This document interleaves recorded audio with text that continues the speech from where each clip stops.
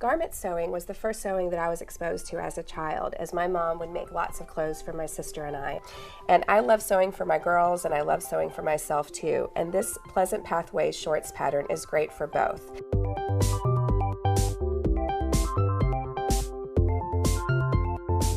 Truly, the real star of this project are the gorgeous decorative stitches that are in this Janome machine. And I know that it's given me a million different ideas about what I want to do next. So if you're in a cooler climate still and you want to grab your favorite tights and boots to go with these, I think that'd be adorable. You certainly have a lot of palette options, or maybe you're lucky enough to have some sandals to throw on with these for some warm weather. But whatever you do, enjoy your sewing and enjoy your new shorts.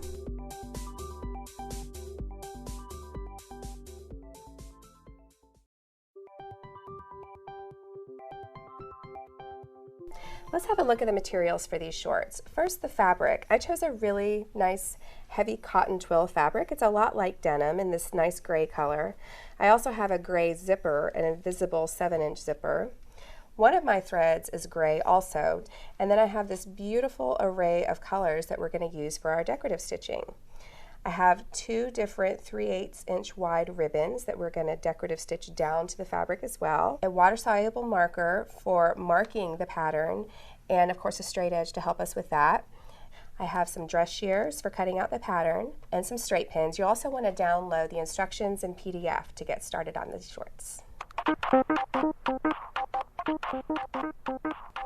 To prepare our fabric for decorative stitching, you can see the piece that I have here is tall enough to accommodate both the back of the shorts and the front of the shorts pattern, and it's also wide enough to accommodate 2 pieces each. Now we don't need our patterns just yet. The first thing that we're going to do is we're going to mark off 1-inch lines horizontally across this material, and I'm going to do that using my straight edge and my water soluble pen. So I'm just going to slide this down. I'm going to line up my selvage here with the lines on the mat, so that I can also use the mat to square up my straight edge. And this straight edge is not as wide as our fabric, so we will have to draw 2 lines for each one by just sort of shifting it over, lining up and continuing. Now I'm going to slide the clear ruler up so that the first inch line here is aligned with a blue line underneath. And draw the next one. The goal is to get all these lines an inch apart from each other. Okay, and I'm going to keep drawing these 1-inch lines all the way down the fabric until you have as many lines for each section as you have on your short pattern pieces. I've just cut the fabric on the length here so that we're only working with the portion that's just going to be for the front of the shorts, and then we're going to work on the back portion of the shorts later. And this pattern is printed with some lines to help you line it up with the lines that are on your material that you've marked out. That's going to ensure that the seam in the front center and the sides are going to match up when you do your decorative stitching. So I'm just going to weight this down a little bit. My spools. And now I'm actually going to trace the shorts pattern onto the material here.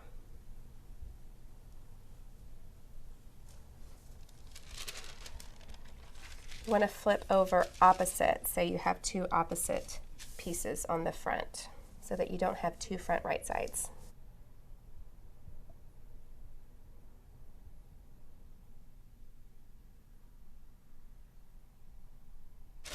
So now we have both front pieces traced onto the material. And the reason that we're not going to cut these shorts out yet is because I want to be able to have this nice whole solid piece of cloth to do the embroidery on, so I can start at the nice clean edge without starting at the edge of the fabric. And we're going to use the decorative stitching from the edge of the shorts line all the way across to where it stops, and then stop the decorative stitching, pick up and continue on the next piece, the exact same stitch in the same color, so that we can have this continuity of almost like a stripe that's going to match at all the seams all the way around. It's going to save you time to not have to embroider a whole piece of fabric and then cut shorts out of it. We're only going to be embroidering right where the shorts are going to be cut out, and it's going to save you thread, of course, too. So let's get started now with some of the stitching.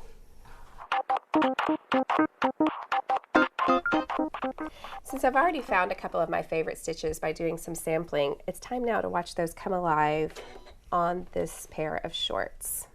So I'm going to select some heirloom stitches to begin with and get started.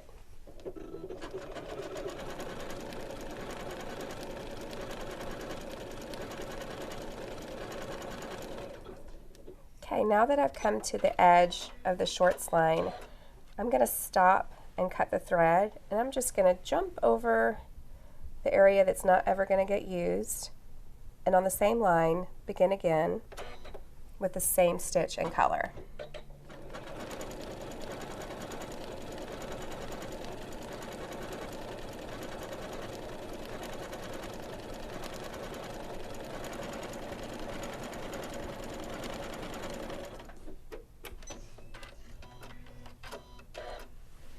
You can see this little red arrow on the F foot that we use for decorative stitching makes it so easy to keep the stitching in line with our drawn blue lines on the fabric.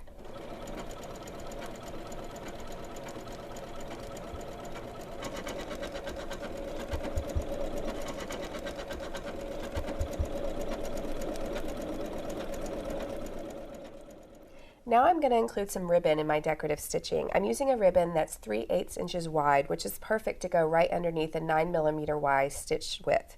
And really applying it is no different than doing your decorative stitch. Just slide the ribbon on top of the blue drawn line and hold it in place, providing just a little tension, and stitch as you normally would.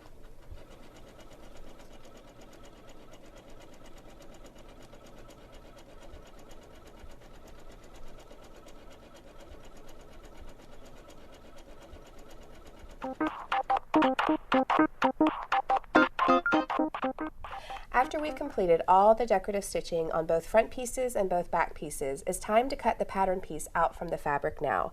And we can cut right along the line of the pattern that we drew on, even if that means you're cutting through a little bit of stitching. It's totally fine. It's going to get hidden and secured in the seam allowance.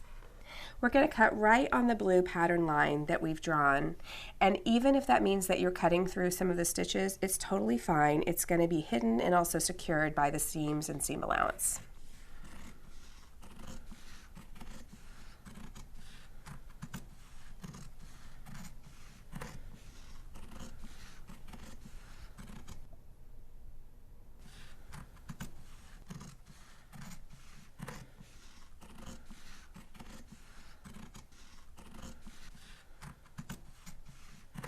To mark the darts on both of the front pieces and both of the back pieces, we're going to actually use our paper pattern again, and we're going to mark on the wrong side. So I'm going to start with one of these back pieces. How I get a dot here transferred onto the fabric is by first using a straight pin to poke a little hole in the paper piece here. And that hole is going to allow us to make a dot through the paper onto the wrong side of the fabric. So once you have your paper aligned with the pattern piece, you can just press a dot through that hole. Let's hold it in place and make sure it got there, and it did. So the next step is to draw a straight line from this dot at the bottom of the point all the way up to one side of the notch of the dart. I'm going to do that with my straight edge.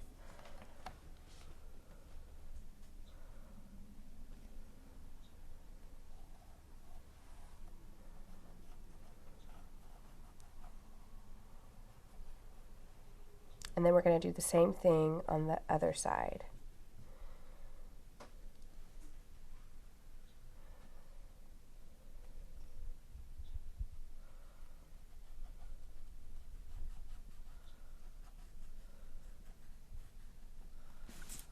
So now the point of this on our fabric piece is replicating the same line that we have on the pattern piece. So it's going to be really easy for us to sew this dart.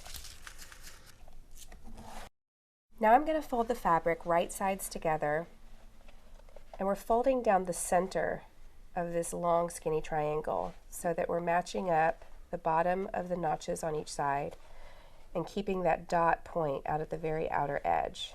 I'm going to finger press it first because I've got some nice sturdy fabric here, and then I'm going to pin it in place. This blue line that we have here is going to be what we stitch right onto with a straight stitch at the machine, and we're going to want to begin and end with a back stitch.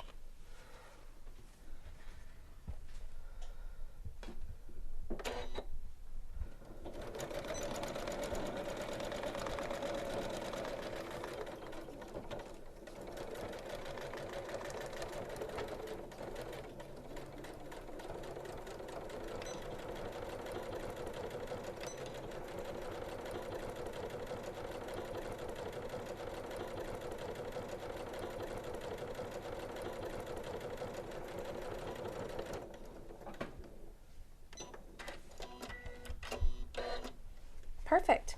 So now we just need to mark and sew the other 3 darts exactly the same way, and we'll be ready for construction.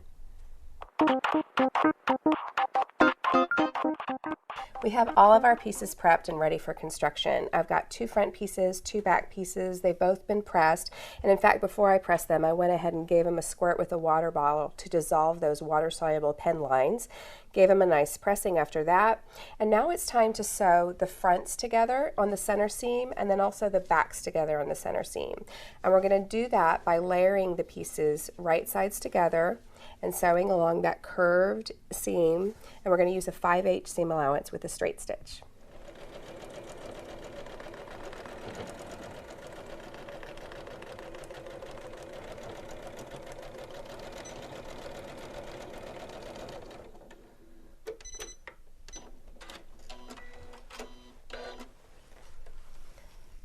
So now that the fronts and the backs are sewn on the center seam, it's time to clip the seams and press them open, and then we'll prep to install our zipper.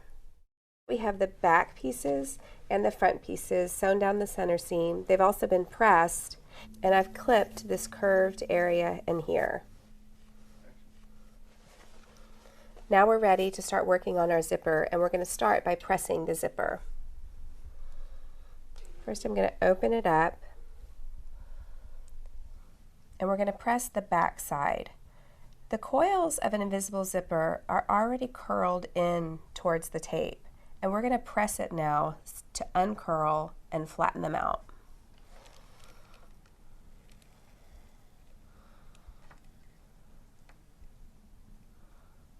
Sure we are.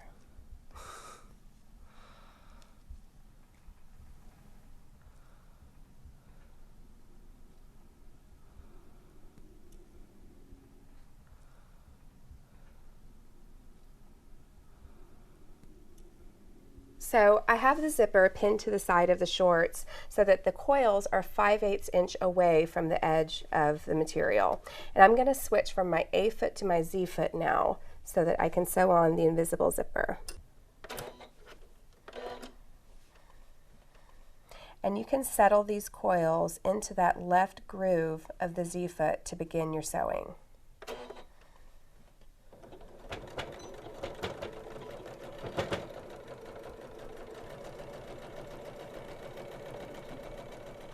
When you sew the zipper over on the back side, you're going to be using the right little groove to settle the coils into, because you always want to sew from the top down.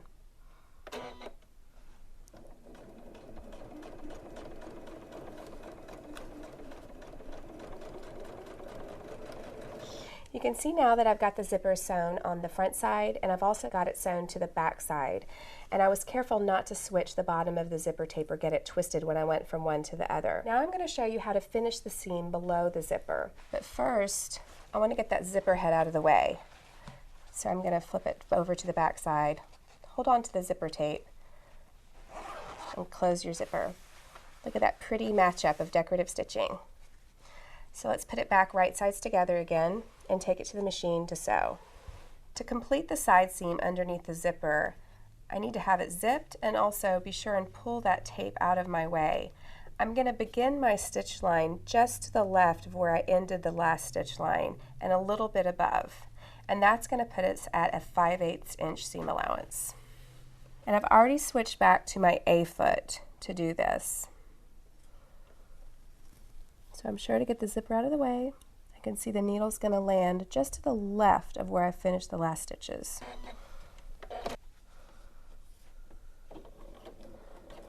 And do a back stitch, and keeping it at 5/8 inch all the way down to the bottom. Now that the zipper is installed, we can move on to the assembly steps, which are going to include finishing the other side seam and doing our top and leg facings.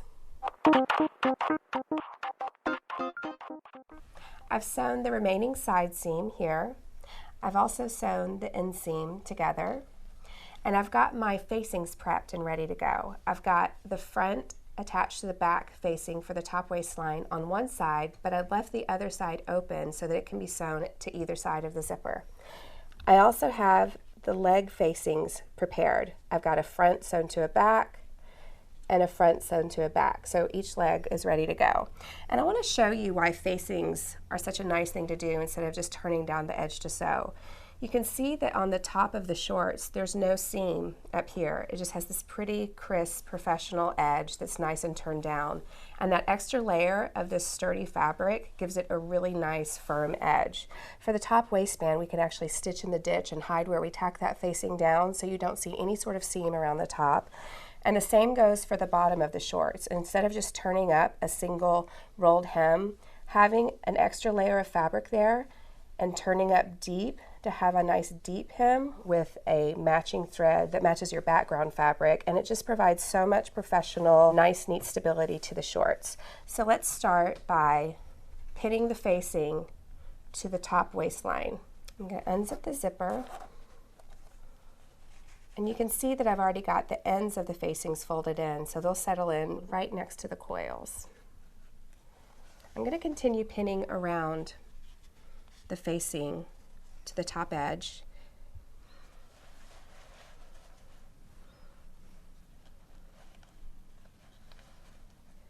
You want to be sure and match the side seam of the facing with the side seam of the shorts.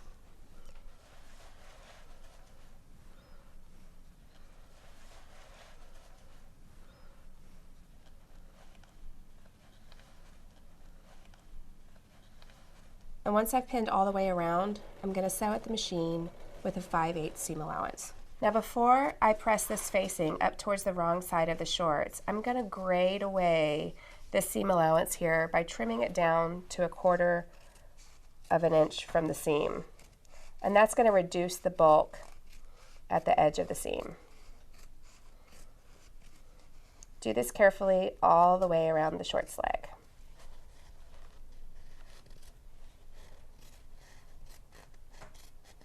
I'm going to remove the accessories tray to reveal the free arm, which is going to make it easier to sew around this shorts leg. I'm going to use a 5/8 seam allowance again, beginning at the inseam and coming around and joining.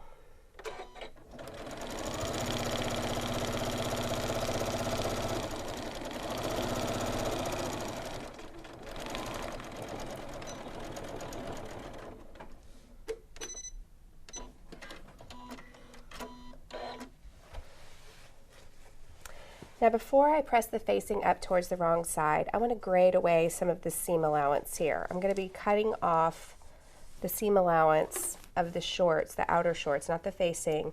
I'm going to trim it down to about 1/4 of an inch. The reason we want to do this is to reduce the bulk at that bottom edge, particularly when you're using a heavy fabric like this. You don't want 2 layers cutting off at the exact same spot because it'll create a little ridge. This graduates the layers away from the seamed edge for a smooth finish. Okay, now it's time to press.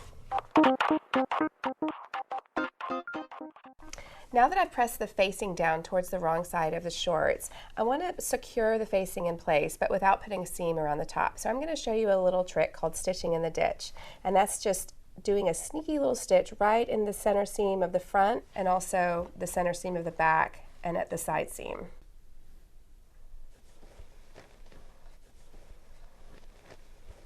I'm going to center that front center seam right underneath the needle, and I'm going to go ahead and manually lower the needle to be sure I've got it right in the seam. The idea is that this stitch line is going to be hidden inside the seam.